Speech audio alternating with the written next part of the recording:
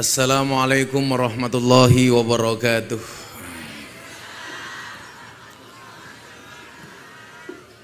Alhamdulillahil qail, a'udzu billahi samiil alim minasyaitonir rajim.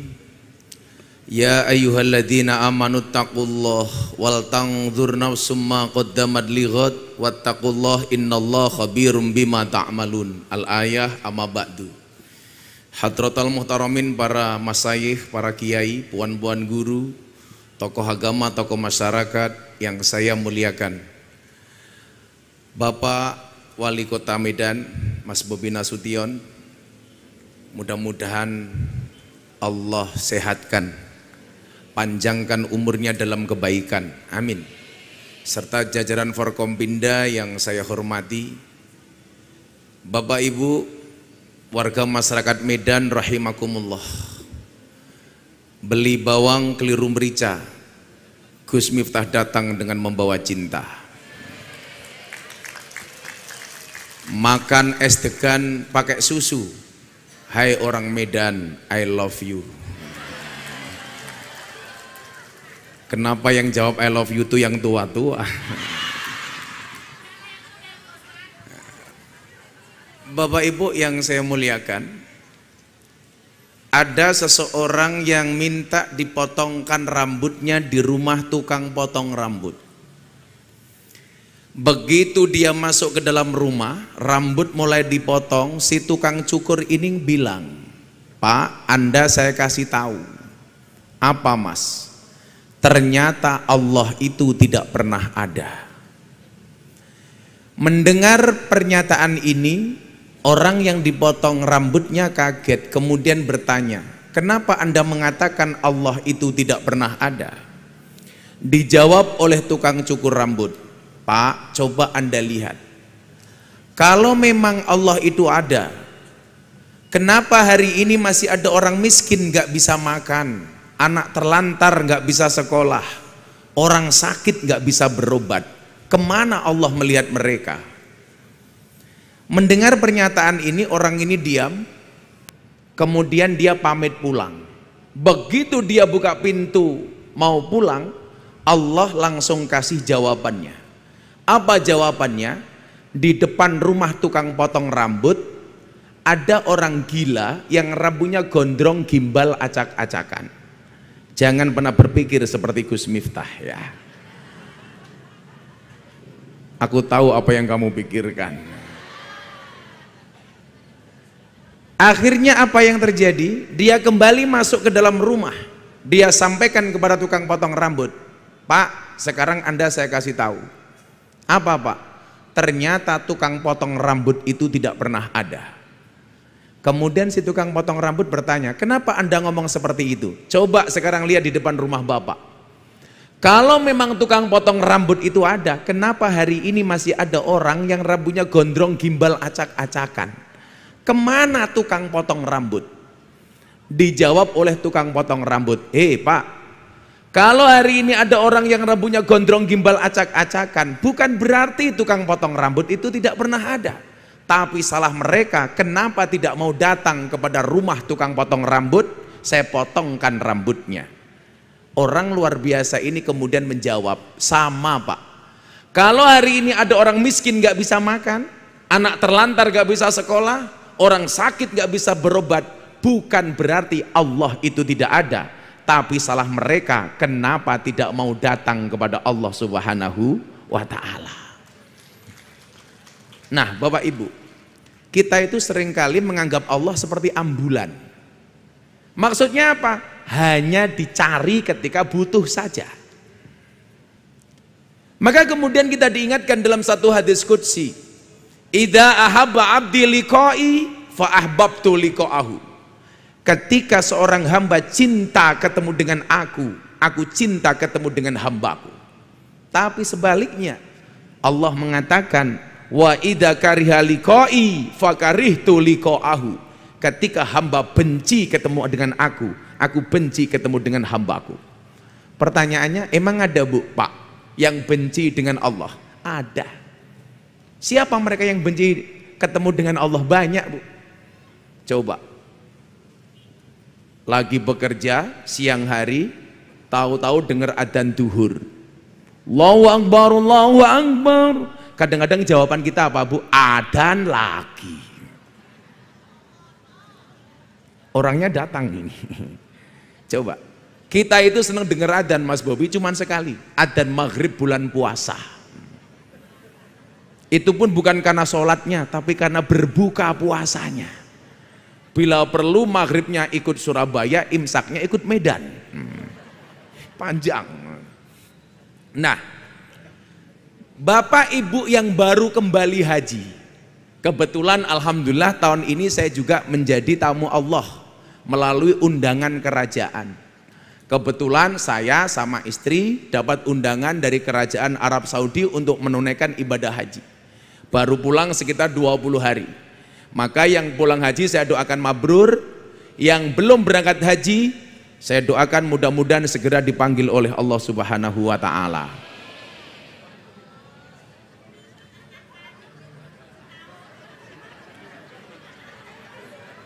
Saya belum selesai berdoa, kenapa Anda aminkan? Sudah siap, Bu? Semoga segera dipanggil oleh Allah untuk ibadah haji dan umroh. Tadi belum selesai sudah diaminkan. Kayaknya rakyatnya Mas Bobi sudah siap ini ternyata. Kenapa, Bu? Semoga bisa berangkat haji lagi. Amin. Kalau di Jogja sekarang sudah antri 30 tahun Mas Bobi. Kalau di Medan berapa, Mas?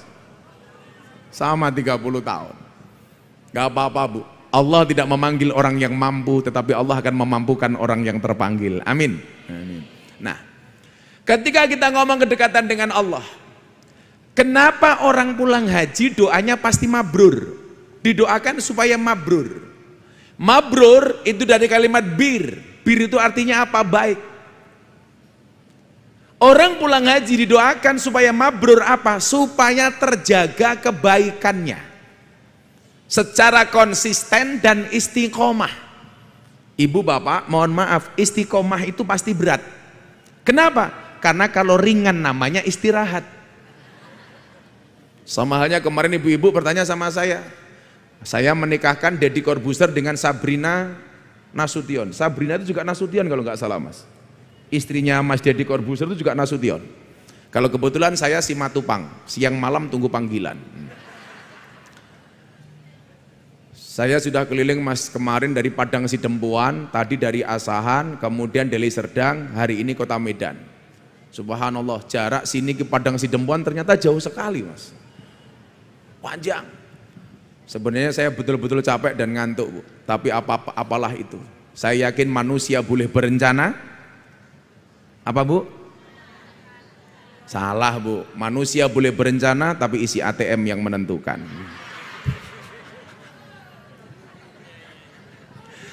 Nah.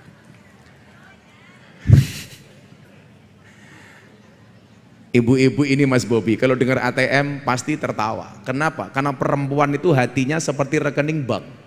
Maksudnya apa? Enggak mungkin berbunga kalau enggak ada saldonya. Nah. Betul, Bu? Nah, makanya kemarin saya ditanya, ada nggak kriteria suami jahat, Gus? Oh ada. Siapa itu suami jahat? Suami jahat itu adalah suami yang mampu beli rokok untuk dirinya, tapi tidak mampu beli skincare untuk istrinya. Santai saja, Pak, ini masih awal, wanita kita muliakan, nanti di akhir kita bantai, Pak. Karena saya tahu betul karakter perempuan. Wanita itu kalau disakiti nggak pernah lupa, tapi kalau menyakiti nggak pernah ingat. Itulah perempuan. Biasanya jilbabnya kuning biasanya. Yang jilbabnya putih insya Allah lebih parah. Nah,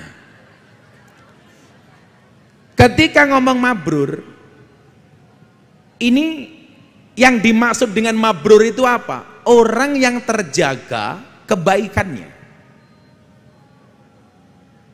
Kita berhenti sejenak dengar adzan.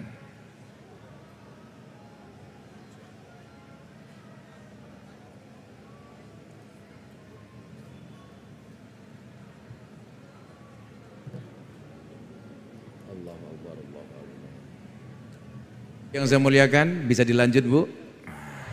Atau kita akhiri saja? Saya nggak masalah mau panjang mau pendek, tetap jatahnya sama kok Bu. Saya lanjutkan Bapak Ibu.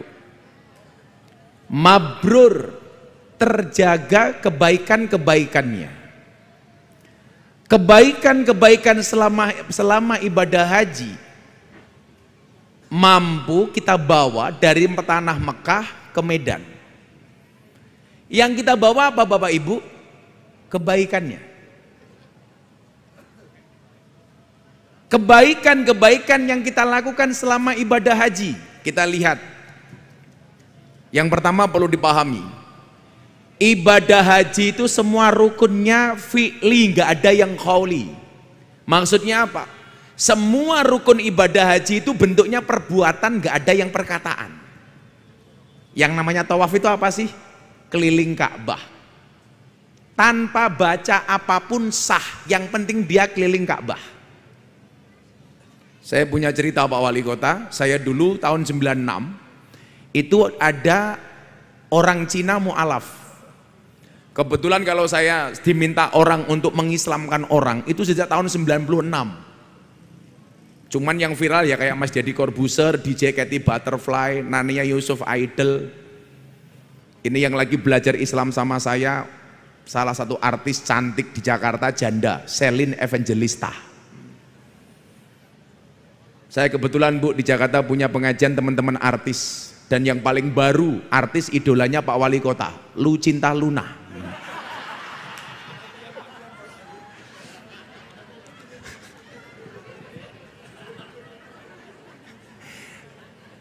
Kelihatannya cantik betul itu Pak Wali, ternyata ada businya.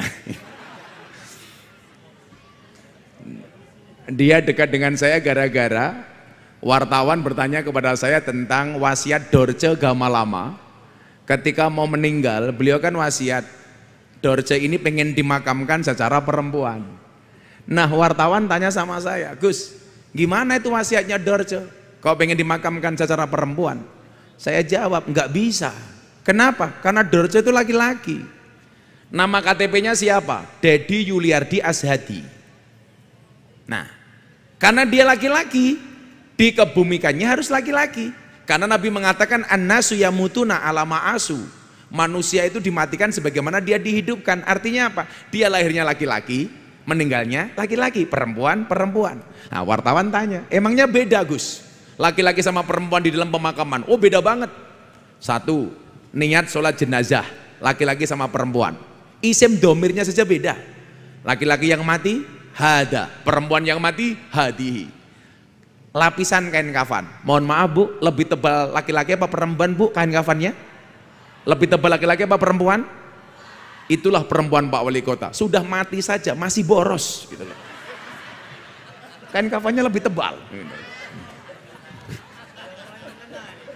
Mulai kita bantai Pak, mulai ini. Iya kan? Apalagi wajahnya, wah boros ini pasti ini. Makanya kalau kita lihat subhanallah wajahnya ibu-ibu ini wow. Begitu lihat kakinya, weh.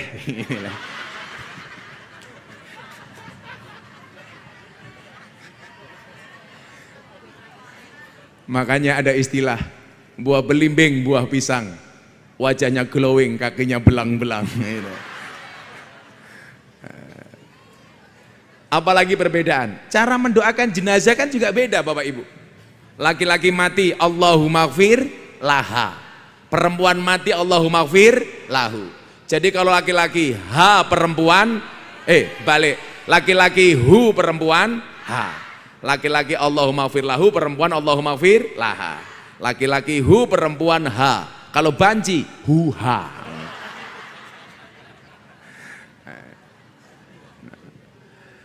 Kebaikan-kebaikan di tanah suci itu harus kita pertahankan, dibawa dari Mekah ke kota Medan. Kalau kemudian Medan berkah, yang dibawa apa? Kebaikannya, bukan budayanya. Makanya dulu kalau kita lihat Pak Karno pernah bilang apa? Silakan kamu jadi orang Hindu, tapi jangan jadi orang India. Kamu jadi orang Kristen, tapi jangan jadi orang Italia. Kamu jadi orang Islam, tapi jangan jadi orang Saudi Arabia. Semalam di kafe saya sampaikan, Mas. 350 tahun kita dijajah. Itu dampak negatifnya adalah melahirkan generasi muda yang insecure. Tidak percaya diri. Buktinya apa? Ini mohon maaf. Kalau kita ketemu orang bule, mindset yang ada di otak kita apa, Pak? Ini orang pinter. Kita minder ketemu orang bule. Jadi kalau kita ngobrol biasanya kita minder. Padahal saya ada 200 yang masuk Islam melalui saya.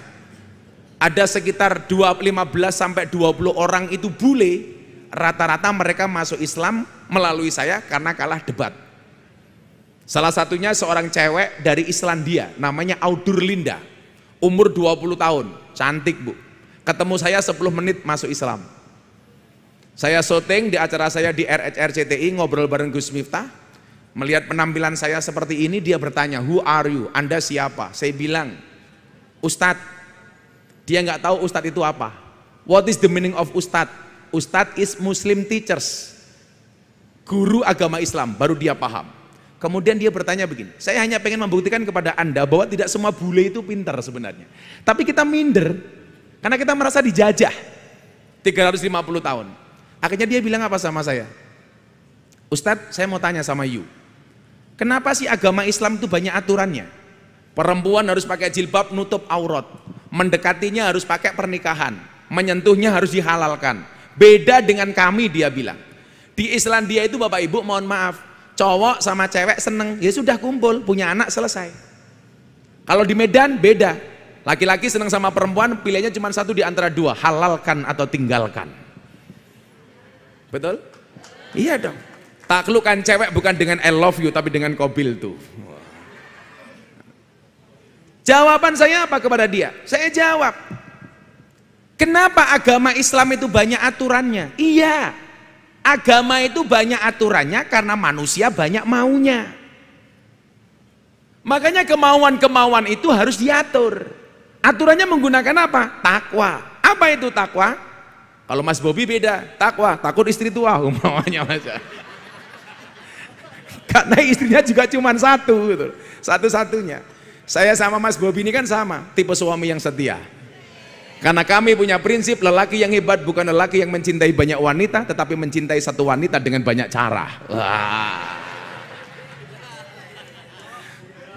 Kenapa saya ngomong seperti itu? Karena direkam kamera.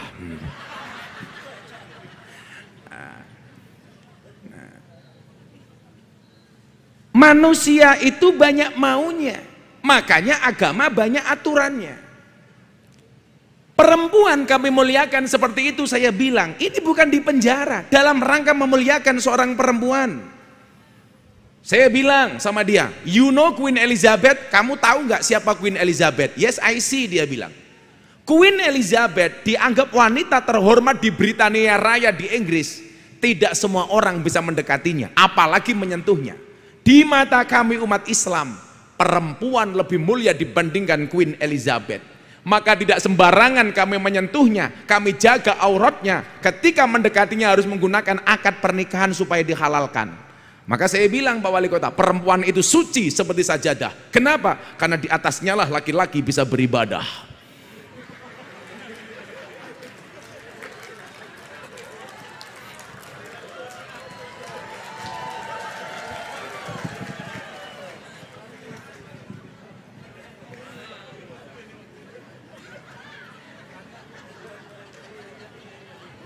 Itulah alasan kenapa saya suka perempuan. Saya nggak suka Pak Bobi saya. Nah, akhirnya apa? Jawaban yang saya berikan ternyata menurut dia rasional. Karena memang orang yang masuk Islam itu kadang-kadang membutuhkan rasionalitas lebih mendalam. Begitu saya mau syuting di acara TV saya, dia datang, Ustadz, I will to be a Muslim. Saya pengen jadi orang Islam. Sebenarnya poinnya bukan itu. Saya nggak bangga mengajak orang masuk Islam dan saya nggak pernah ngajak. Deddy Corbuzier pun Bu, itu tidak pernah saya ajak masuk Islam. Bahkan dia saya tolak. 1 minggu sebelum dia masuk Islam, dia telepon saya, bro I will to be a Muslim. Saya pengen jadi orang Islam. Saya tolak, nggak usah. Sampai dia telepon saya 3 kali. Saya pengen masuk Islam, nggak usah. Dia tanya, emang kenapa? Kamu nggak usah jadi orang Islam. Kenapa? Jadi orang Islam itu berat, Ferguson berat, cukup aku saja, kamu gak akan kuat, saya bilang. Tapi dia ngeyel, akhirnya dia masuk Islam. Saya pengen menyampaikan kepada Anda bahwa tidak semua bule itu pinter. Contohnya ini. Tapi mindset kita kalau ketemu orang bule mengatakan ini pinter. Kalau ketemu orang Cina, mohon maaf, kawan saya banyak Cina, kita minder bu, mengatakan apa? Ini pasti orang kaya.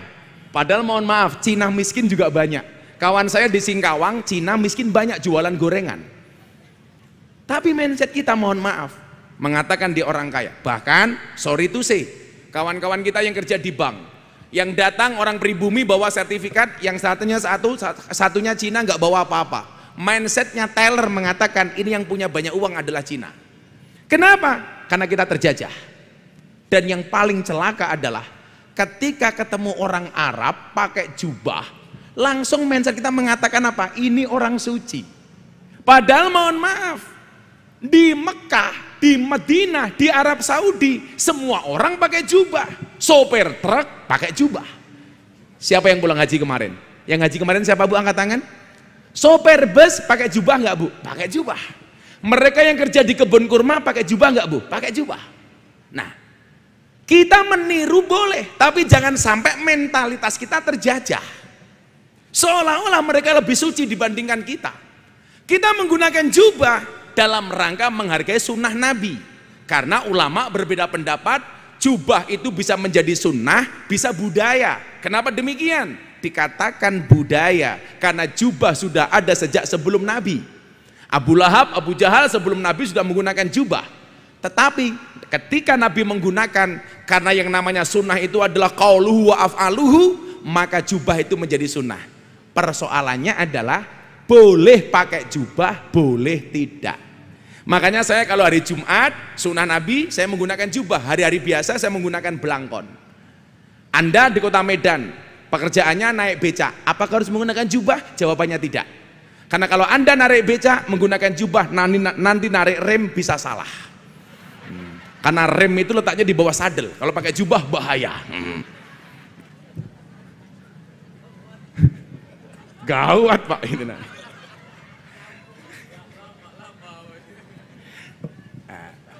Nah, kebaikan-kebaikan tanah suci itu apa saja umpamanya yang bisa kita tularkan di kota Medan? Bukan budayanya. Apalagi pak, mohon maaf ya, kemarin saya makan Mas Bobi di rumah makan Asin, rumah makan Chinese food di Madinah. Saya kaget lihat perempuan Arab sudah tidak menggunakan jilbab. Ternyata peraturan menggunakan jilbab di tanah suci itu sudah dicabut oleh Muhammad bin Salman. Sehingga sekarang mohon maaf, kalau bapak ibu di kota Madinah, kalau Jeddah dari dulu lah itu, di Madinah itu sudah ada perempuan yang tidak menggunakan jilbab. Gara-gara apa? Peraturan tentang jilbab dicabut oleh Muhammad bin Salman dengan mengatakan apa? Menggunakan jilbab bagi wanita Arab tidak wajib.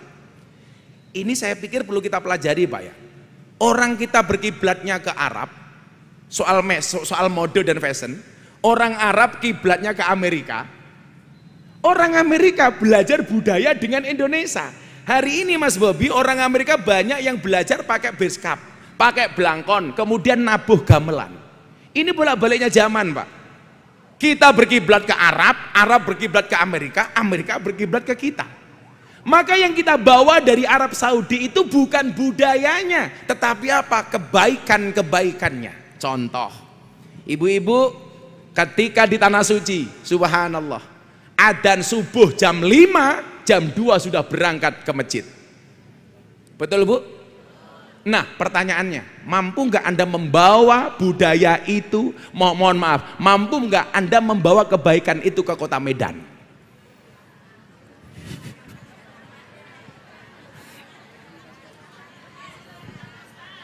Gak mungkin.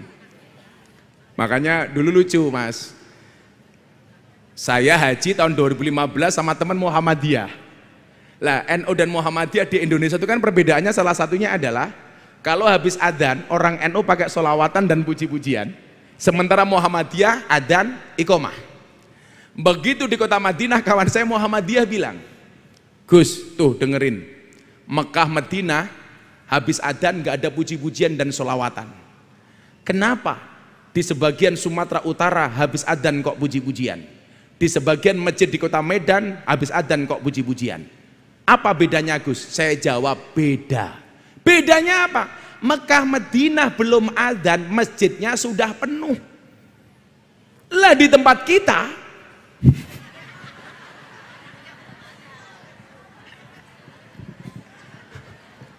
makanya dulu cara wali supaya orang datang dipanggil dengan sholawatan, Mas. Nah, saya kalau berbicara soal kemajemukan, Mas, ya, saya itu bersyukur. Saya sebagai kiai, anak kiai NU, tapi banyak tumbuh berkembang, pernah tumbuh berkembang di lingkungan Muhammadiyah. Saya itu aslinya Ponorogo, Bu, tapi lahir di Lampung, Pujakesuma, putra Jawa kelahiran Sumatera. Di Medan banyak lah. Di Sumatera Utara banyak, apalagi di Liserdang 60%. Tadi saya tanya di Bupati Asahan, ternyata 60% orang Jawa. Maka Pujakesuma. Kalau santri saya di pondok paling banyak Indo-Pakistan, bapaknya iblis, ibunya setan. Lah gimana Ustadz? Santri itu datang ke pondok, saya tidak tahu dia asalnya dari mana. Anak pemabuk, ahli maksiat, tahu-tahu pakai, mohon maaf, tahu-tahu dia pakai tato datang ke pondok. Saya tanya orang tua kamu di mana? Saya nggak tahu, saya nggak diakui oleh orang tua saya. Ya sudah, Indo-Pakistan kan, bapaknya iblis, ibunya setan gitu. Nah, begitu saya dulu datang ke Jogja, ini melebar dikit tentang kebaikan, karena menjaga merawat kebinekaan kita. Saya masuk ke Jogja, Mas Bobi, saya nggak dikasih uang sama orang tua saya, karena memang nggak punya uang. Satu-satunya modal yang diberikan sama orang tua saya apa, Bu? Setiap habis sholat, ibu saya kirim sholawat sama Fatihah untuk saya. Untuk anakku Miftah di Jogja, Allahumma sholli ala Sayyidina Muhammad, Al-Fatihah. Makanya mohon maaf, Ibu, please, jangan pernah hanya kamu kasih anakmu uang, tapi nggak pernah kamu kasih doa. Kamu sholawati, kamu Fatihah, apalagi pulang haji, mustajab. Anaknya tidur, pegang kepalanya, disolawati. Allahumma sholli ala Sayyidina Muhammad. Mudah-mudahan anakku besok jadi wali kota yang soleh seperti Mas Bobi, Al-Fatihah, mustajab. Bapak juga begitu, Pak, punya istri mulutnya cerewet, gampang tidur pegang mulutnya, Pak. Allahumma sholli ala Sayyidina Muhammad wa ala ali Sayyidina Muhammad. Mudah-mudahan istriku tidak cerewet, Al-Fatihah gitu. Kok di Fatihai masih cerewet, tambahi Yasin dan tahlilnya. Selesai. Mulai kita bantai, Pak. Tapi apapun itu, Pak, Mas Hobi, nggak ada ceritanya laki-laki menang sama perempuan, beneran. Kayak Pak Dandim, Pak Kapolres itu kalau di kantor galak, di rumah ketemu istrinya, habis, Pak. Perempuan kok dilawan gitu. Makanya kemarin saya guyon, Gus minta pengen nikah lagi enggak? Kalau toh saya nikah lagi, saya pengen nikah dengan istri Arab. Kenapa? Jadi kalau istri Arab saya marah serasa mendengarkan tartil Quran gitu kan. Sadaqallahul adzim. Nah, kebaikan-kebaikan ini harus mampu kita pertahankan. Begitu bersemangatnya orang datang ke masjid, ya kenapa tidak kita bawa kebaikan itu ke Medan? Setiap kali aktivitas kita berhenti dengan suara adzan. Sehingga kemudian apa? Menjadi Medan ini kota yang dicintai oleh Allah. Bukankah kemudian Allah dalam hadits qudsi mengatakan ana inda dzanni abdi bi, aku sesuai dengan prasangka hambaku. Hambaku mendekat, aku mendekat. Hambaku menjauh, aku menjauh. Makanya tugas kayak saya itu berat, Bu. Saya masuk ke lokalisasi, ke klub malam. Saya dulu masuk tahun 2000, Mas, 99 di Jogja. Saya tahun 2000 sudah masuk lokalisasi di Jogja. Kemudian saya lanjutkan di RRI Solo, dekat mertuanya Mas Bobi ini. Dulu juga ada. Kemudian di Surabaya, di Semarang. Jadi di mana ada tempat-tempat yang dianggap buruk, saya masuk, Pak. Karena saya punya prinsip, menyalakan lampu itu di tempat yang gelap, menyapu itu di tempat yang kotor. Untuk apa? Untuk mengenalkan Allah kepada mereka. Maka saya ingat betul tahun 2014 saya dapat undangan dari Kick Andy Metro TV untuk berbicara tentang pengajian saya di klub malam. Saya menolak, Bu. Kenapa? Waktu itu saya berpikir Allah menciptakan Miftah tidak untuk menjadi orang terkenal, tapi untuk mengenalkan Allah kepada mereka yang belum kenal. Maka saya minta bawa kebaikan-kebaikan dari tanah suci ke Indonesia. Satu. Yang kedua, Bu, Bapak, begitu mudahnya di tanah suci kita bersedekah. Kenapa kebaikan-kebaikan itu tidak bawa ke Indonesia?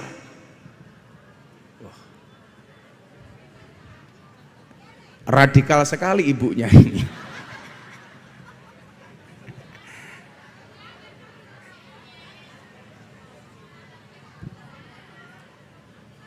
Ternyata tidak hanya pilihan wali kota yang rebutan kursi. Ibu nggak apa-apa Bu, duduk di bawah Bu. Oh tadi di atas sampai, sekarang pilih di bawah. Nggak apa-apa ya Bu ya. Mudah-mudahan Ibu sehat ya Bu. Berapa Bu? 92, subhanallah. Doakan ya Bu, mudah-mudahan saya minimal kayak Ibu ya Bu ya, 92 loh. Tuh kan? Saya pikir tadi baru 91. Oh, selisih setahun ya. Semoga Ibu panjang umur, amin. Nah, panjang lagi. Kok kamu ngeyel, kamu janda ya? Oh bukan. Oh bukan. Saya pikir janda. Karena di mana-mana kalau pengajian ngeyel sama saya biasanya janda Bu. Karena kata Pak Wali Kota, hidup ini indah bila disertai dengan janda dan tawah ya Bu ya. Oh janda. Insyaallah. Canda, iya canda. Nah, di Arab Saudi kita gampang keluar uang untuk sedekah. Ingat, masyarakat Medan juga membutuhkan uluran tangan dari kita. Cuman satu hal mumpung saya ingat Pak Wali Kota, saya itu paling nggak setuju ya nyantuni anak yatim dibawa ke panggung. Ini saya pikir satu budaya yang kurang baik. Saya itu kalau nyantuni anak yatim Mas Bobi, rumahnya saya datangi. Atau dia belum bayar SPP, sekolahnya kita masuk, kita bayar SPP. Saya kok berpikir anak dibawa naik ke atas panggung untuk disantuni. Itu bisa dua kemungkinan. Yang pertama, kalau anaknya ini cerdas, dia akan berpikir dia merasa dipermalukan. Santunan cuma 100.000, suruh nunggu di atas panggung, diusel-usel kepalanya. Ya kan? Tapi kalau anaknya punya mental kere Mas, mohon maaf, setiap tahun ketika bulan Muharram itu datang, dia akan berpikir, kok belum ada undangan santunan. Ini mentalnya mental kere. Ini bahaya loh. Ibu-ibu juga sama deh. Kalau Idul Fitri, saudaranya pulang dari Jakarta, ibunya bilang sama anaknya, nak itu pamannya pulang, minta uang saku sana. Mental kere Bu. Begitu uangnya ngumpul, ibu yang mulai bertingkah. Nah, sini ibu kumpulin. Nah, inilah awal mula anak punya pengalaman penipuan investasi bodong. Dikumpulkan sama ibunya dan tidak pernah kembali. Betul Bu? Gitu loh. Iya. Yang suka seperti itu biasanya jilbabnya merah. Gitu.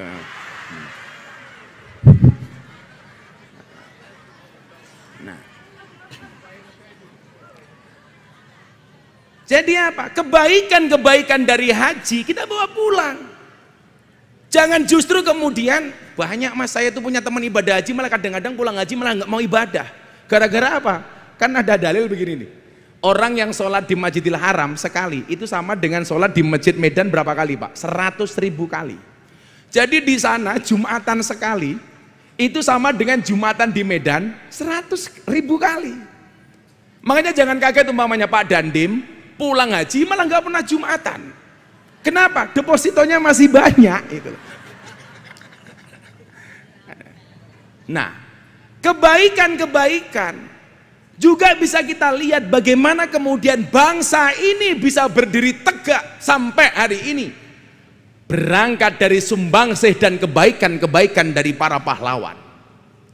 Maka untuk menjaga kemerdekaan ini, mari semangat pahlawan itu kita contoh kembali di dalam rangka mempertahankan kemerdekaan negara kesatuan Republik Indonesia.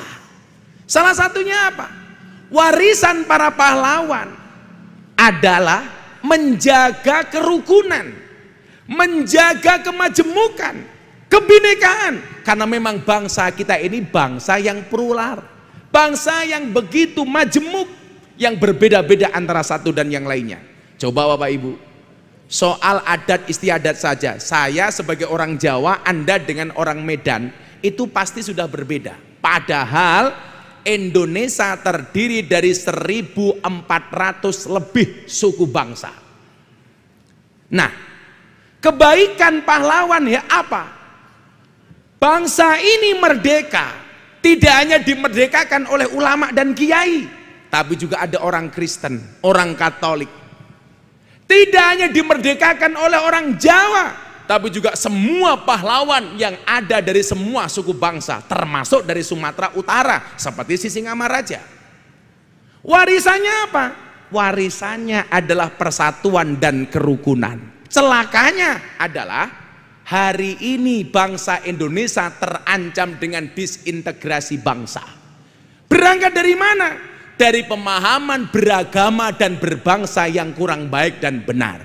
Maka pesan saya, di hari ulang tahun kemerdekaan ke-77 ini Bapak Ibu, mari kita jaga kerukunan. Saya kasih contoh. Ada Nabi Gagah. Saya mohon maaf Bu, Nabi itu jumlahnya berapa Bu? Nabi itu jumlahnya berapa? Oh salah. Nabi itu jumlahnya 124.000 Nabi. Hadis riwayat Ahmad dan Baihaqi. 124.000 Nabi, yang jadi Rasul berapa Bu? 313. Yang wajib diketahui berapa? 25. Saya sering mengatakan begini Ustadz, kenapa kok kiai ustadz itu modelnya macam-macam? Iya, karena kiai ulama ustadz alladzina hum warasatul anbiya, mereka itu adalah ahli warisnya para nabi, bukan warasatul nabi, tapi warasatul anbiya. Karena nabi itu jumlahnya banyak, warisannya beda-beda. Ada nabi jadi presiden, begitu turun kepada kiai, ada kiai yang mendapatkan warisan Nabi Daud. Siapa? Gus Dur jadi presiden. Kiai Ma'ruf jadi wakil presiden, dapat warisan dari Nabi Daud alaihi salam. Ada nabi kaya, siapa Bu? Sulaiman. Begitu turun ada kiai kaya. Saya punya kawan kiai di Mojokerto, Kiai Asep namanya, kaya, penghasilannya puluhan miliar. Warisan Nabi Sulaiman. Ada nabi gagah, siapa? Musa. Begitu turun ada kiai gagah, seperti pendekar Pagar Nusa, Kiai Gus Maksum, gagah. Ada nabi cerdas, siapa? Nabi Khidir, Nabi Ilyas. Begitu turun ada kiai cerdas. Mungkin kita bisa melihat Kiai Said, Gus Bahak, Gus Koyum, Ustadz Adi Hidayat, Ustadz Abdul Somad. Ini mungkin dapat keturunan dari Nabi Ilyas, Nabi Khidir. Ada nabi ganteng, siapa? Yusuf. Begitu turun ada kiai yang ganteng, siapa? Ya terima kasih, terima kasih.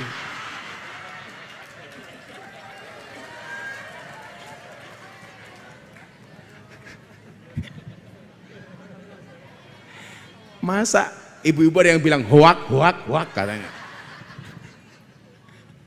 Nah, pemimpin-pemimpin ini apa? Mengajarkan persatuan. Berangkat dari semua suku bangsa, perbedaan agama, tetapi mereka bersatu, tujuannya sama. Apa? Untuk menjaga kedaulatan Indonesia. Maka mohon maaf, saya pengen Anda menjadi umat yang rukun. Kembali ke ceritanya Nabi Musa alaihissalam. Bapak Ibu, Nabi Musa umatnya pernah dilandau kemarau panjang. Bertahun-tahun tidak turun hujan. Bersyukur di Medan berhari-hari ini hujan. Betul Bu? Hujan pergi meninggalkan kenangan, Gus Miftah pergi meninggalkan kenangan. Hujan. Umatnya Nabi Musa bertahun-tahun gak ada hujan Bu. Akhirnya apa? Dia mengajak umatnya untuk melaksanakan sholat istisqa, sholat minta hujan. Kalau sholat di antara dua pilihan istikharah, ya kamu jomblo, punya dua pilihan A dan B. Kamu mau menikah A atau B, itu bukan istisqa tapi istikharah. Tapi yang perlu kamu ingat adalah sebelum kamu sholat istikharah, kamu harus yakin dua-duanya mau sama kamu. Nah, iya kan? Yang menjadi persoalan nggak ada yang mau, kamu istikharoi. Ya Pak Kajaria, siapa ya? Wah nggak mau di istikharoi, tetap nggak mau. Akhirnya kamu galau, kupinang engkau dengan bismika Allahumma ahya wa bismika amut. Kenapa? Karena aku sadar diri memilikimu hanyalah sebuah mimpi. Wah. Kalau saya dulu tidak, Bu. Alhamdulillah saya nggak pernah pacaran. Saya jomblo bukan karena saya nggak mau, bukan karena saya nggak laku, tapi karena memang nggak ada yang mau. Jadi kalau saya dulu ditolak cintanya, saya bilang, jika surat Yusufku tidak mampu meluluhkan hatimu, izinkan kulantunkan surat Yasin sebagai penutup kisah hidupmu. Mate. Akhirnya apa? Nabi Musa sholat istisqa, Allahu Akbar 3 kali, nggak turun hujan. Ini kebetulan Mas Sobi, tanggal 10 Juni kemarin saya diminta untuk berbicara di HUT Emas HIPMI yang dihadiri oleh Pak Presiden di JCC. Ini saya sampaikan karena saya diminta untuk berbicara ekonomi berkah. Nah, 3 kali sholat istisqa nggak turun hujan. Akhirnya Nabi Musa matur, bilang sama Allah, ya Rob, ini saya sudah istisqa, kenapa belum kau turunkan air hujan? Apa jawaban Allah kepada Musa? Musa, aku tidak akan menurunkan air hujan kepadamu dan umatmu. Kenapa? Karena ada di antara umatmu yang tidak mau rukun, tidak akur, sukanya bertengkar, bermusuhan antara satu dan yang lainnya. Maka kalau kamu pengen aku menurunkan air hujan, syaratnya 2. Yang pertama, jadilah umat yang rukun, akur. Contoh paling gampang, Bu, saya mau ngundang Anda selamatan. Begitu saya mau masuk halaman rumah ibu sedang bertengkar dengan suaminya. Kira-kira saya jadi masuk apa enggak, Bu? Enggak, pasti kembali. Kenapa? Enggak mungkin rezeki itu datang bagi orang yang tidak mau akur. Sama, kalau Medan pengen berkah, atas semua perbedaan yang ada di kota Medan, mari kita akur rukun. Saya tadi cerita, Bu, saya NO. Begitu masuk Jogja nggak kuat ngekos karena nggak punya uang, saya tinggal di masjidnya Muhammadiyah, Bu, 4 tahun dan nggak ada masalah. Padahal NO tinggal di masjidnya orang Muhammadiyah. Masalahnya hanya satu, gara-gara saya tinggal di masjidnya Muhammadiyah, saya kurus, berat badan saya hanya 40 kilo. Kenapa? Karena Muhammadiyah belas nggak pernah ada selamatan. Kurus saya. Betul, Bu? Akhirnya begitu saya menikah, pindah ke lingkungan orang NO gara-gara istri saya NO. Subhanallah, berat badan saya langsung naik 100 kilo waktu itu. Kenapa saya pindah ke lingkungan NO jadi gemuk? Karena orang NO dikit-dikit makan, yasinan makan, tahlilan makan, sholawatan makan, selamatan makan, pengajian makan, manakipan makan, tetangganya sakit minta didoakan makan, yang sakit mati makan lagi 7 hari.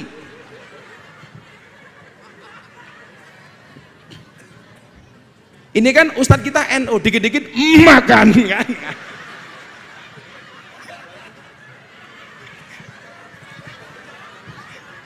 Ustadz Sam ngasih makan. Kalau kata orang Jawa, Ustadz, ngamal kalau nggak ngemil ngomel gitu. Perbedaan apapun di kota Medan, ayo, perbedaan politik sudah. Tarung itu hanya ketika pilihan toh. Begitu sudah dilantik, ya sudah kita bangun Medan bareng-bareng, betul? Dibutuhkan kekompakan. Maka saya sering bilang, sehebat-hebatnya Superman kalah sama super team. Superman itu goblok. Kenapa? Badannya besar, bajunya es.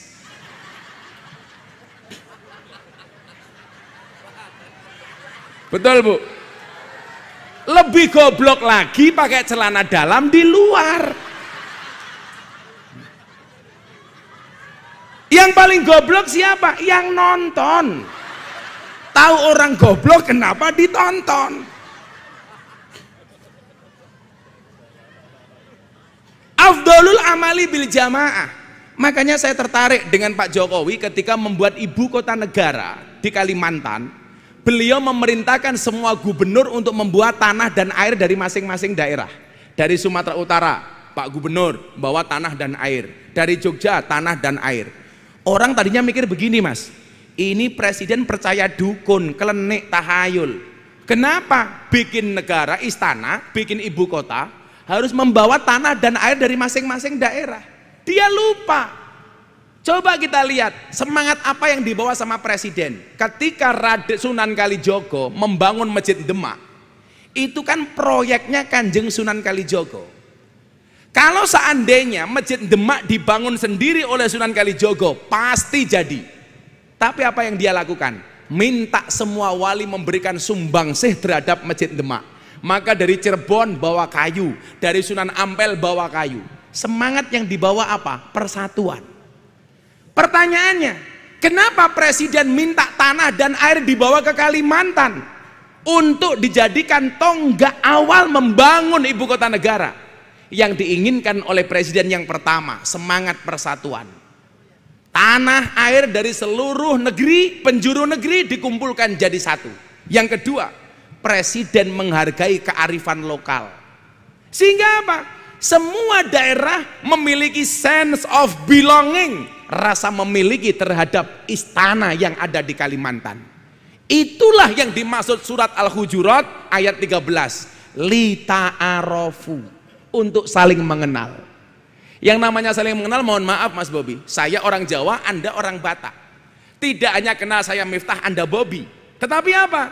Tahu adatnya, tahu budayanya, tahu kebiasaannya, tahu seninya. Sehingga apa? Ketika kita paham produk knowledge terhadap sebuah suku bangsa, kita tidak akan pernah mencelanya. Contoh, ibu kota pindah ke Kalimantan, ada orang yang komentar, kenapa ibu kota dipindah ke tempat buangan setan, jin, demit, iblis?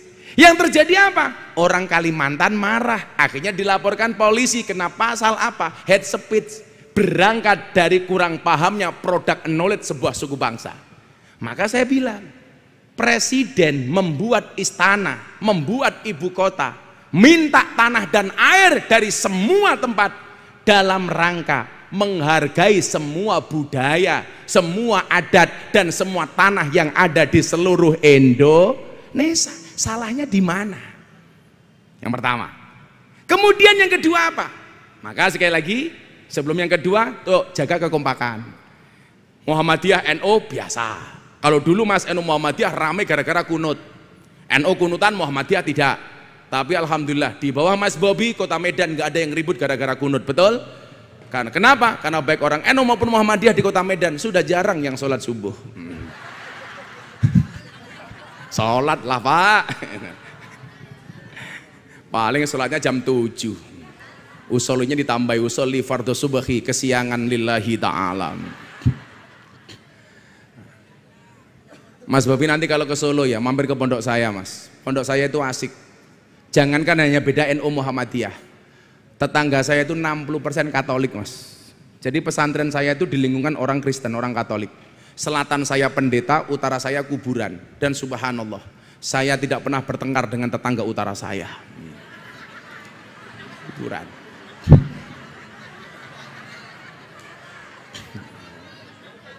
Meneng kabeh gitu loh. Ya, yang rukun warga Medan seperti pahlawan kita. Kemudian yang kedua, Allah mengatakan kepada Musa, Musa, supaya aku menurunkan rahmatku dan air hujanku kepada umatmu, carilah wali Allah namanya Barah. Ini menarik ini. Nabi Musa kemudian bertanya, Tuhan, aku nabi, kenapa harus mencari wali namanya Barah? Allah mengatakan, Musa, Barah itu kekasihku. Kenapa aku mencintainya? Innahu yudhikuni fil yaumi salasa marrat. Karena Barah itu sehari membuat saya tertawa minimal 3 kali. Yang pertama Mas Bobi, kalau Medan pengen baik, menurut cerita Nabi Musa ini harus dekat dengan orang-orang yang dekat dengan Allah. Makanya harus dekat dengan para kiai, para habaib, puan-puan guru. Sebagaimana Allah memerintahkan Musa untuk dekat dengan Barah. Lah, guru seperti apa yang dicari? Allah memerintahkan Musa mencari Barah, orang yang mampu membuat Allah tertawa sehari 3 kali. Artinya apa? Jangan sampai kemudian kita terprovokasi dengan pemahaman-pemahaman dari guru-guru yang kemudian justru ajarannya membuat kita tidak rukun, kemudian menyerang pemerintah, tidak bisa menjaga kerukunan dan lain sebagainya. Allah perintahkan Musa.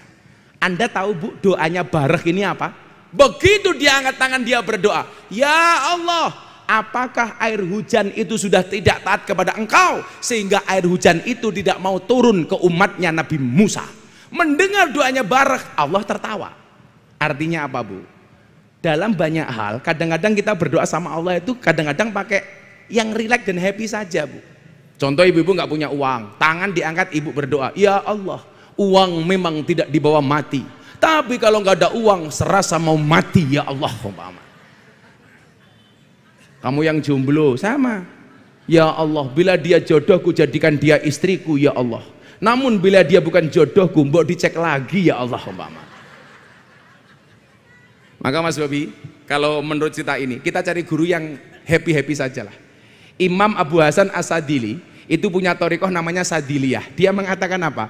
Kalau kamu punya guru, gurumu tidak bisa membuat kamu tersenyum, tinggalkan. Masa guru buat susah? Nah, di Indonesia hari ini mohon maaf, begitu gampang kita mengkafirkan pemimpin, menyalahkan pemerintah dan lain sebagainya tanpa alasan yang jelas. Bolehkah pemerintah dikritik? Boleh. Cerita terakhir, Mas, sebelum kita akhiri, sudah jam 11:30.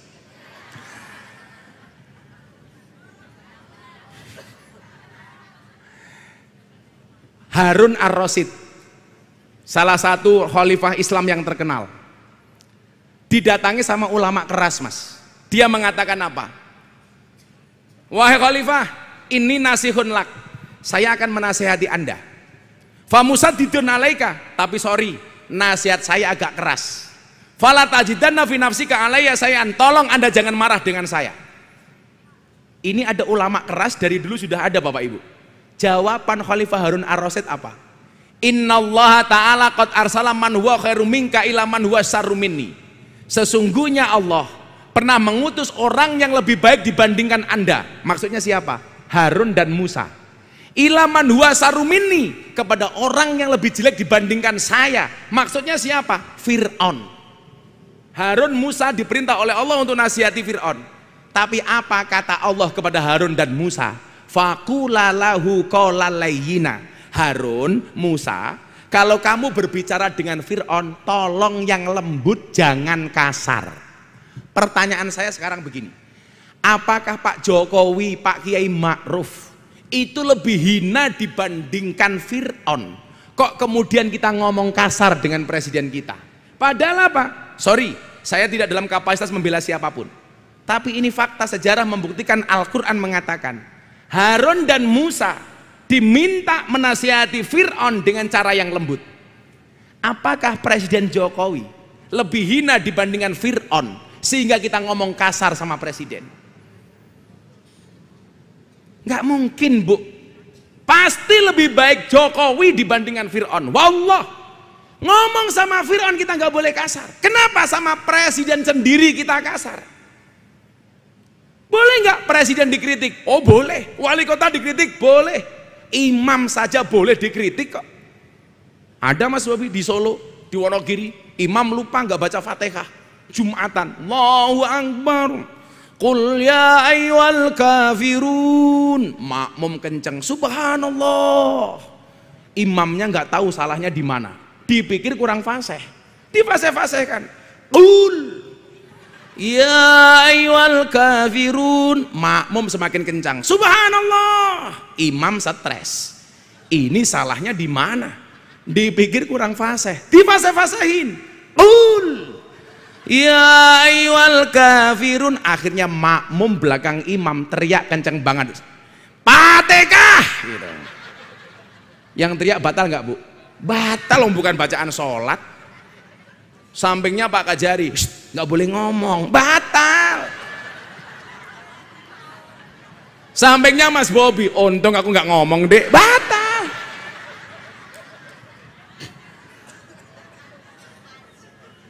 Imam sholat saja boleh dikritik, apalagi imam pemerintah. Tapi apa? Bil ma'ruf, dengan cara yang baik.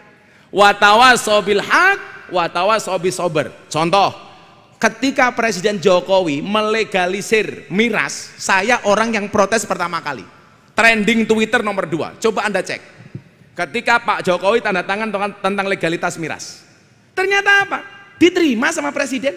Hari ini saya berikan kritikan dengan cara yang baik, besok langsung dibatalkan. Saya bilang waktu itu, mohon maaf Presiden, keharaman khamar dalam Al-Quran mutlak qat'i, tidak bisa ditawar-tawar. Maka saya menolak kalau ada legalitas miras. Bagi saya, minuman keras yang layak dan boleh untuk dikonsumsi hanya satu, apa? Es batu. Pak Praktik telepon saya, Mas Gus, besok sama Presiden legalitas miras dicabut, dibatalkan. Artinya apa? Presiden tidak anti kritik, tentunya dengan cara yang baik. Saya sampaikan, kalau hari ini kita sebagai anak bangsa tidak bangga dengan pemimpin-pemimpin kita, bagaimana orang luar? Anda hari ini tahu Bu, bagaimana kemudian ekonomi Indonesia termasuk yang terjaga di dunia. Indonesia mampu keluar dari Covid termasuk yang terbaik di dunia. Coba Anda lihat Malaysia, dulu mereka merasa lebih kaya dibandingkan Indonesia, hari ini mereka bangkrut Bu. Malaysia. Turki yang katanya Presiden Erdogan hebat, hari ini mereka mau bangkrut. Sri Lanka bangkrut. Kita kurang apa di negeri yang kita cintai ini? Covid muncul, BLT. Tapi lucunya orang Medan, begitu BLT muncul untuk orang miskin, semuanya ngaku miskin. Betul Pak Wali ya? Begitu muncul BLT untuk UMKM, semua ngaku pengusaha kecil. Maka saya usul Mas Bobi, tolong di Medan buat BLT untuk orang gila. Apakah orang Medan akan ngaku-ngaku gila?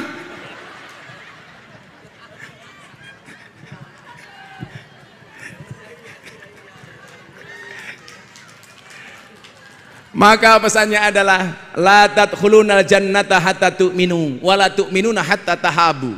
Sekali-kali kamu tidak akan masuk surga sehingga beriman, dan kamu tidak bisa dikatakan beriman sehingga memiliki rasa cinta dan kasih sayang. Cinta dan kasih sayang adalah modal kerukunan. Maka sama Mas Bobi, saya datang ke kota Medan dengan membawa cinta. Cintaku padamu seperti air kencing di dalam kolam renang. Maksudnya apa? Wujudnya tidak nampak tapi hangatnya bisa dirasakan. Terima kasih. Assalamualaikum warahmatullahi wabarakatuh.